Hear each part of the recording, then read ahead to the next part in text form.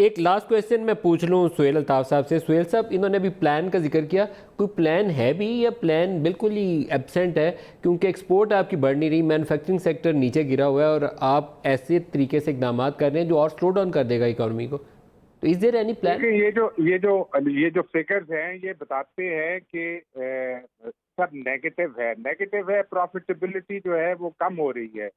तो large scale manufacturing में you can not expect कि वो भी एक्सपेंशन की तरफ जाएंगे। डिमांड जो है वो कर्टेल हो रही है।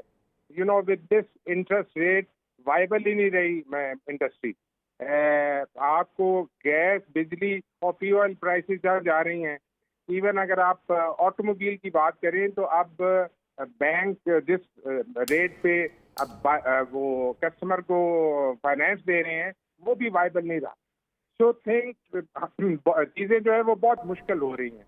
बजट के हवाले से जो इन्होंने on one hand they are trying to expand the tax base, but I fail to understand कि जब आप टैक्स बेस बढ़ाना चाहते हैं तो आप टैक्स रेट तो बढ़ाते नहीं हैं।